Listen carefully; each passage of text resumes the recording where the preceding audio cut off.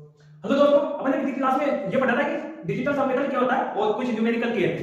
तो यहाँ पे अपन और कुछ देखेंगे डिविजिबिलिटी रूल यानी भाज्यता का नियम। तो भाज्यता का नियम क्या होता है, यानी किसी भी नंबर्स को छोटे नंबर से डिवाइड करेंगे या बड़े नंबर से डिवाइड करेंगे तो उसका शॉर्ट ट्रिक मेथड होता है कि भाज्यता का नियम होता है वो एक तरह से। तो अपन यहाँ पे देखेंगे डिविजिबिलिटी रूल। डिविजिबिलिटी रूल कहते हैं डिविजिबिलिटी रूल यानी भाज्यता का नियम। रूल यानी बाध्यता का नियम। बाध्यता का नियम क्या होता है? बाध्यता का नियम यानी कुछ नियम देखेंगे जिससे अपन रिमाइंडर आसानी से निकाल सकते हैं, यानी किस किस से बाध्य हो रहा है किस किस से नहीं हो रहा आसानी से। तो यहाँ पे दो का डिविजिबिलिटी रूल पढ़ेंगे। दो की पावर वन वाला कितना होता है? दो। तो दो किससे कभी डिवाइड होगा? दो से क्या क्या डिवाइड होगा? कोई भी संख्या दो से कब डिवाइड होगी ये चीज अपन को पढ़नी है। तो यदि लास्ट डिजिट किससे डिवाइड होना चाहिए?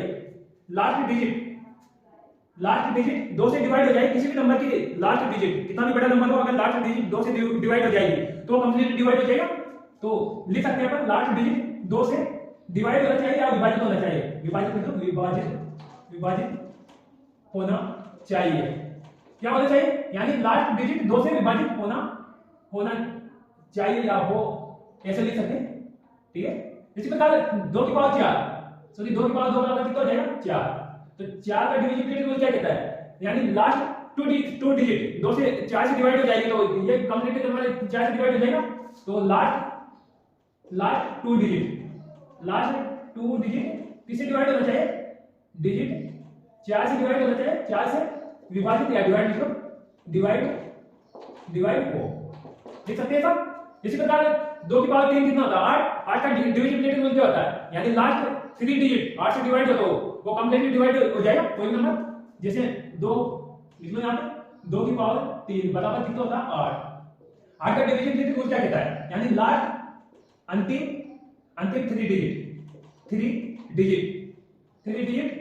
किसी डिवाइड होना चाहिए? आठ से डिवाइड हो, आठ से विभाजित हो या डिवाइड होना चाहिए। यानी कोई भी बड़ा नंबर हो, अगर उसका लास्ट थ्री डिजिट आठ से डिवाइड हो जाएगा तो कंप्लीटली डिवाइड हो जाएगा। इसी प्रकार दो की पावर चार क्या होता है? 16। 16 का डिविजिबिलिटी रूल क्या कहता है? यानी लास्ट फोर डिजिट अगर 16 से डिवाइड हो जाएगा तो वो कंप्लीटली डिवाइड हो जाएगा कोई भी नंबर। तो लास्ट लिख सकते हैं सब, last four digit four digit किससे डिवाइड होना चाहिए? हाँ 16 से डिवाइड हो जाना चाहिए। 16 से डिवाइड हो, ऐसा लिख सकते हैं। यानी 16 का डिविजिबिलिटी रूल क्या कहता है? यानी लास्ट फोर डिजिट 16 से डिवाइड होना चाहिए। इसी प्रकार 5 का डिविजिबिलिटी रूल देते हैं। 5 पावर 1 बराबर 5 लिख सकते हैं सब। 5 का डिविजिबिलिटी रूल क्या कहता है? यानी लास्ट डिजिट किससे डिवाइड होना चाहिए? लास्ट डिजिट 5 से डिवाइड हो जाएगी। 5 से डिवाइड या विभाजित होना चाहिए, डिवाइड हो, लिख सकते हैं सब। इसी प्रकार 5 का स्क्वायर क्या होता है? 25। 25 का डिविजिबिलिटी रूल क्या होता है? यानी 5 का स्क्वायर बराबर 25 होता है। यानी अगर लास्ट टू डिजिट 25 से डिवाइड हो जाएंगे, किसी भी नंबर कितना भी बड़ा नंबर हो, अगर लास्ट टू डिजिट 25 से डिवाइड हो जाएंगे वो कंप्लीटली विभाजित माना जाएगा। तो लिख सकते हैं ना लास्ट टू डिजिट किसी डिवाइड होना चाहिए? 25 से विभाजित हो या डिवाइड हो, लिख सकते हैं। तो ये 25 का डिविजिबिलिटी रूल है। इसी प्रकार 5 की पावर 3 कितना होता है? 125 होता है। तो लास्ट इसमें क्या देखा आपने? 25 के रूल में लास्ट टू डिजिट और इसमें लास्ट थ्री डिजिट अगर 125 से डिवाइड हो जाएंगे तो वो नंबर कंप्लीटली डिवाइड हो जाएगा। तो लिख सकते हैं लास्ट थ्री डिजिट किससे डिवाइड होना चाहिए? 125 से विभाजित हो या डिवाइड हो, लिख सकते हैं सब। इस प्रकार यहां पर देखते हैं अपन 5 का रूल हो गया 125 का, और यहां पे देखते हैं 3 का डिविजिबिलिटी रूल, यानी 3 की पावर 1 बराबर 3 होता है। तो 3 का डिविजिबिलिटी रूल क्या कहता है? यानी अगर किसी भी नंबर का डिजिटल सम किससे डिवाइड होना चाहिए? 3 से डिवाइड हो जाना चाहिए। तो वो नंबर कंप्लीटली 3 से क्या होना चाहिए? कंप्लीटली 3 से डिवाइड हो जाएगा। तो क्या लिख सकते हैं? डिजिटल सम 3 से डिवाइड हो जाना चाहिए। डिजिटल सम किसी भी नंबर का डिजिटल सम किससे डिवाइड हो? 3 से विभाजित होना चाहिए या डिवाइड हो? 3 से डिवाइड हो, लिख सकते हैं ऐसा। इसी प्रकार 3 का स्क्वायर, 3 का स्क्वायर बराबर क्या होता है 9। तो 9 का डिविजिबिलिटी क्या कहता है, डिजिटल सम। अगर 9 से डिवाइड हो जाएगा तो कोई भी नंबर हो वो कंप्लीटली 3 से 9 से डिवाइड माना जाए, यानी डिजिटल। तो लिख सकते हैं डिजिटल सम, किसी भी नंबर्स का डिजिटल सम, जैसे 1 2 3 का डिजिटल सम कर लो, क्या नाम से 9 से डिवाइड कर दो। अगर वो 9 से कंप्लीटली डिवाइड होगा तो उसको कह सकते हैं कि 9 से डिवाइड होगा। तो लिख सकते हैं 9 से डिवाइड हो, लिख सकते हैं ऐसा। इसी प्रकार 11 का डिविजिबिलिटी रूल देखते हैं। 11 का डिविजिबिलिटी 11 की पावर 1 बराबर 11। तो 11 का डिविजिबिलिटी रूल क्या होता है, यानी दो दो के अंतर का सम, दो के अंतर का सम, दो के अंतर का सम कोई भी नंबर से अल्टरनेटिव अगर उसको सम करके अंतर करके उसका सम करेंगे तो वो 11 से डिवाइड होगा। दो के अंतर का सम लिख सकते हैं ऐसा। अगर 11 से विभाजित हो, 11 से डिवाइड हो, दो के अंतर का सम 11 से डिवाइड हो, तो इसको लिख सकते हैं। तो कंप्लीटली 11 से डिवाइड हो जाएगा। तो एक नोट लिखते हैं, ये अपने रूल लिखे और बाकी कुछ आगे लिखते हैं। ये नाम से एक नोट लिखते हैं। नोट क्या किया, यदि कोई नंबर्स यानी या कोई संख्या, लिख लो संख्या ये लगातार कितनी बार 6 बार हो, जैसे 6 बार हो, उसके बाद में 12 बार हो, और उसके बाद में क्या नाम से 18 बार हो, तो कुल मिलाकर कह सकते हैं कि 6 की गुणज में हो, 6 के गुणज में हो। गुणज कोई भी यदि कोई संख्या है 6 बार 12 बार 18 बार यानी 6 की गुणज में हो, दोहराई जाए तो यदि कोई संख्या है 6 बार 12 बार 18 बार यानी 6 के गुणज में हो, दोहराई जाए तो वह संख्या किससे डिवाइड होगी, वह संख्या डायरेक्ट कह सकते हैं 3 से 7 से 11 से और 13 से तथा 37 से डिवाइड कंप्लीट विभाजित होगी या डिवाइड होगी, विभाजित लिख सकते हैं आप, विभाजित होगी लिख सकते हैं ऐसा। तो यहाँ पे अगर नोट में लिखा है यदि कोई संख्या 6 बार 18 बार सॉरी 6 बार 12 बार 18 बार यानी 6 के गुणज में दोहराई जाए तो संख्या 3 7 11 13 से 37 से कंप्लीटली डिवाइड होगी। तो यहाँ पे ये डिविजिबिलिटी के कुछ रूल लिखे, आगे लिखेंगे, आगे भी पढ़ेंगे अपन साथ का, और कॉम्बो वाला रूल भी देखेंगे। तो यहाँ पे देखते हैं ट्यूशन सोल्व कर दिए कुछ 2-5 क्वेश्चन सोल्व करेंगे, उसके बाद में वो पढ़ेंगे। तो यहाँ पे ट्यूशन क्या कह रहा, यदि तो ऐसे लिखो 4 अंकों की सबसे बड़ी संख्या, 4 अंकों की सबसे बड़ी संख्या, 4 अंकों की सबसे बड़ी संख्या ज्ञात करो। 4 अंकों की सबसे बड़ी संख्या ज्ञात करो। कितना कह रहा है 4 अंकों की सबसे बड़ी संख्या ज्ञात करो। तो 4 अंकों की सबसे बड़ी संख्या ज्ञात करो ये कह रहा है किसान, जबकि कंडीशन दे रहा है जो जिसमें क्या नाम से 3 5 7 और 9, जिसमें 3 5 7 9 से या जिसको कर लो जिसको 3 5 7 3 5 यहाँ पे 7 है 3 5 7 9 से विभाजित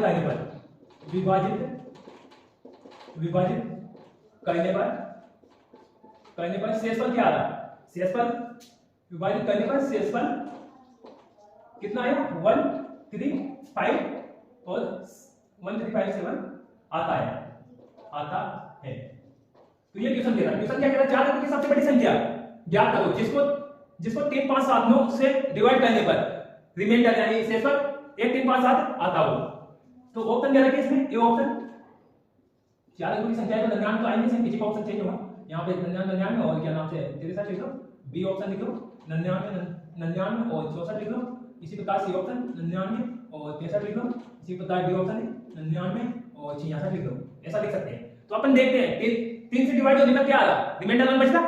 तो अपन ने 3 का डिविजिबिलिटी यहाँ पे देखा, क्या कह रहा है डिजिटल सम 3 से डिवाइड होना चाहिए। तो पूरे इसका क्वेश्चन का डिजिटल सम करके 3 से डिवाइड करेंगे, जिस ऑप्शन में रिमाइंडर 1 बच रहा वो अपना आंसर आ जाएगा। 3 का डिविजिबिलिटी रूल ये कहता है। इसी प्रकार 9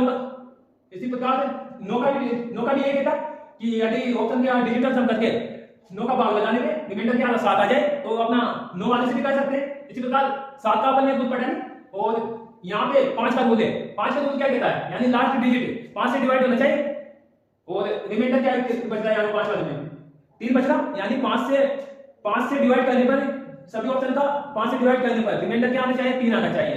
तो यहाँ पे 5 का आसान है तो 5 से करेंगे अपन, तो कोई संख्या, ये संख्या मान लो संख्या, इसको 5 से डिवाइड करेंगे, 5 से डिवाइड करने पर रिमाइंडर क्या बच रहा, यहाँ पे ये 5, और क्या नाम से रिमाइंडर क्या बच रहा है यहाँ पे 3 बच रहा। तो 3 किस केस में होना चाहिए, या तो यूनिट डिजिट क्या होना चाहिए, यूनिट डिजिट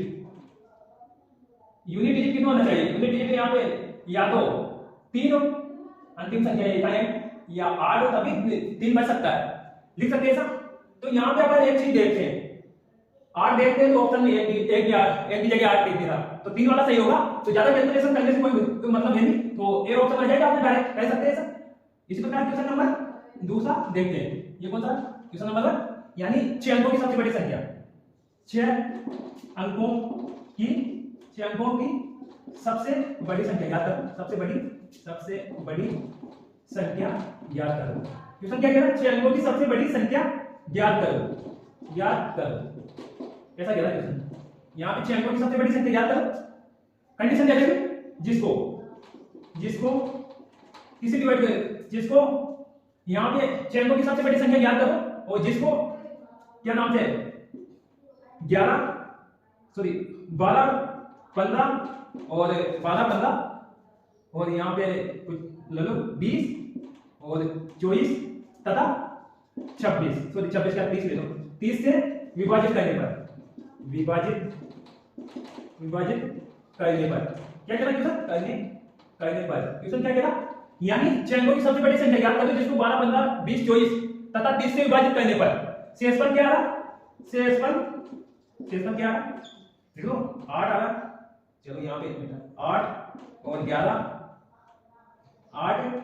11 16 20 तथा 20 और लिखो 26 आता है। तो यानी क्या कहता है क्वेश्चन, 6 अंकों की सबसे बड़ी संख्या याद करो जिसको 12 15 20 24 30 से विभाजित करने पर शेषफल 8 11 16 20 26 आता हो।